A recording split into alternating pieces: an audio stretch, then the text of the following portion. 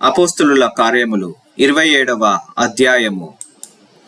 మేము ఓడ ఎక్కి ఇటలీ వెళ్ళవలనని నిర్ణయమైనప్పుడు వారు పౌలును మరికొందరు ఖైదులను ఔగుస్తు పటాలములో శతాధిపతి అయిన యూలి అను వానికి అప్పగించిరి. ఆసియా దరి వెంబడినున్న పట్టణములకు ప్రయాణము చేయబోవు అద్రముత్తియ పట్టణపు ఓడనెక్కి మేము బయలుదేరితిమి. మాసిదోనియుడును దెసలోనిక పట్టణస్థుడనైన అరిస్తార్కు మాతో కూడా ఉండెను. మరునాడు సిదోనునకు వచ్చితిమి.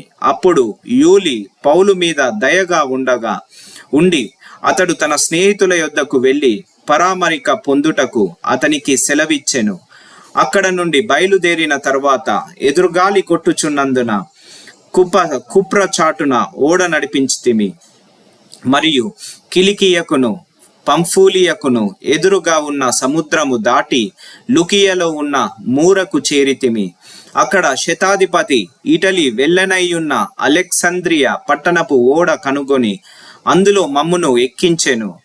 అనేక దినములు మెల్లగా నడిచి ఎంతో కష్టపడి క్నీదుకు ఎదురుగా వచ్చినప్పుడు గాలి మమ్మును పోనీయకున్నందున క్రేతు చాటున సల్మోనే దరిని ఓడ నడిపించితిమి.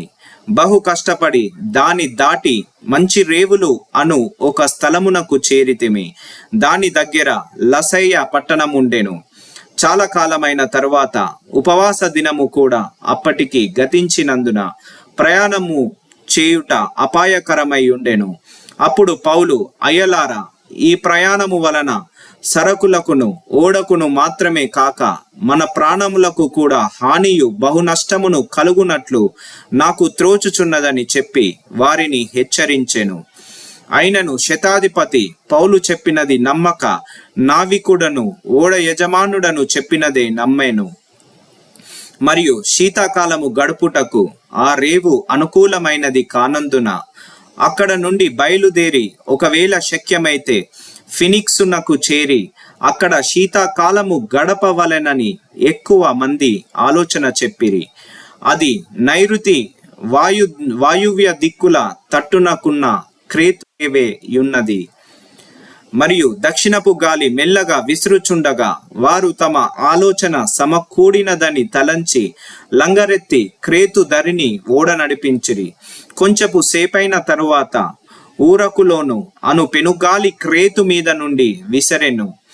దానిలో ఓడ చిక్కుకొని గాలికి ఎదురు నడవలేక పోయినందున ఎదురు నడిపించుట మాని గాలికి కొట్టుకొని పోతిమి.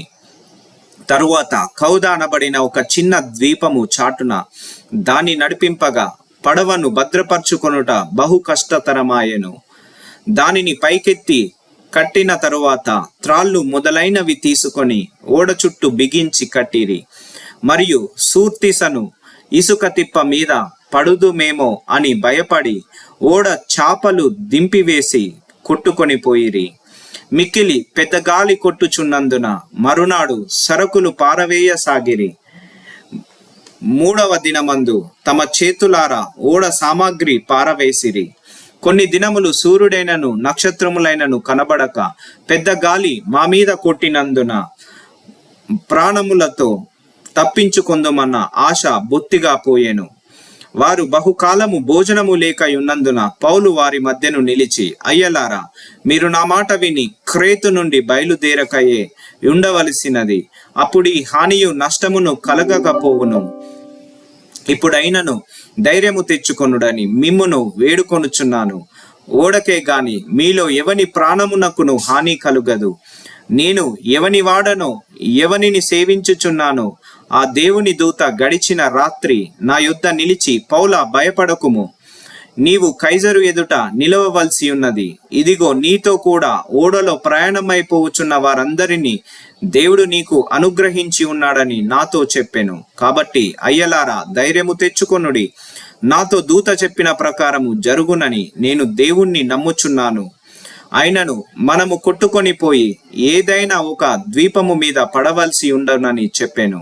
14వ రాత్రి వచ్చినప్పుడు మేము ఆద్రియ సముద్రములో ఇటు అటు కొట్టుకొని పోవుచుండగా అర్ధరాత్రి వేళ ఓడవారు ఏదో ఒక దేశము దగ్గర పడుచున్నదని యూహించి ఉడుతు వేసి చూచి 20 బారల లోతని తెలుసుకొనిరి. ఇంకను కొంత దూరము వెళ్ళిన తరువాత మరల బుడుగు వేసి చూచి 15 బారల లోతని తెలుసుకొనిరి. అప్పుడు రాతి తిప్పలు గల చోట్ల పడుదుదేమో అని భయపడి వారు ఓడ అమరములో నుండి 4 లంగర్లు వేసి ఎప్పుడు తెల్లవారునా అని కాచుకొని ఉండిరి. అయితే ఓడవారు ఓడ విడిచి పారిపోవలెనని చూచి తాము అనివిలో నుండి లంగరులు వేయబోవునట్లుగా సముద్రములో పడవ దింపివేసిరి. అందుకు పౌలు, వీరు ఓడలో ఉంటేనే గాని మీరు తప్పించుకొనలేరని శతాధిపతితోనూ సైనికులతోనూ చెప్పెను. వెంటనే సైనికులు పడవ త్రాళ్ళు కోసి దాన్ని కొట్టుకొని పోనిచ్చిరి. తెల్లవారుచుండగా పౌలు 14 దినముల నుండి మీరేమీ పుచ్చుకొనక ఉపవాసముతో కనిపెట్టుకొని ఉన్నారు గనుక ఆహారము పుచ్చుకొనుడని మిమ్మును వేడుకొనుచున్నాను. ఇది మీ ప్రాణరక్షణకు సహాయమగును. మీలో ఎవని తల నుండి ఒక వెండ్రుకైనను నశింపదని చెప్పుచు ఆహారము పుచ్చుకొనుడని అందరిని బతిమాలెను. ఈ మాటలు చెప్పి ఒక రొట్టె పట్టుకొని అందరి ఎదుట దేవునికి కృతజ్ఞతాస్తుతులు చెల్లించి దాన్ని విరిచి తినసాగెను. అప్పుడు అందరూ ధైర్యము తెచ్చుకొని ఆహారము పుచ్చుకొనిరి. ఓడలో ఉన్న మేమందరము 276 వారు తిని తృప్తి పొందిన తర్వాత గోధుమలను సముద్రములో పారబోసి ఓడ తేలిక చేసిరి. ఉదయమైనప్పుడు అది ఏ దేశమో వారు గుర్తుపట్టలేదు గాని దరిగల ఒక సముద్రపు పాయను చూచి సాధ్యమైన ఎడల అందులోనికి ఓడను త్రోయవలెనని ఆలోచించిరి.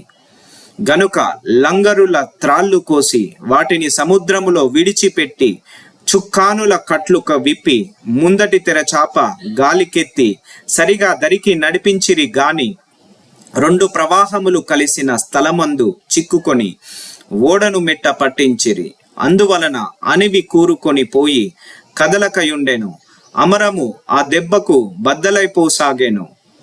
ఖైదీలలో ఎవడును ఈదుకొని పారిపోకుండునట్లు వారిని చంపవలనని సైనికులకు ఆలోచన పుట్టెను గాని శతాధిపతి పౌలును రక్షింపనుద్దేశించి వారి ఆలోచన కొనసాగనీయక మొదట ఈదగల వారు సముద్రములో దుమికి దరికిపోవలెననియు కడమ వారిలో కొందరు పలకల మీదను కొందరు ఓడల చెక్కల మీదను పోవలెననియు ఆజ్ఞాపించెను.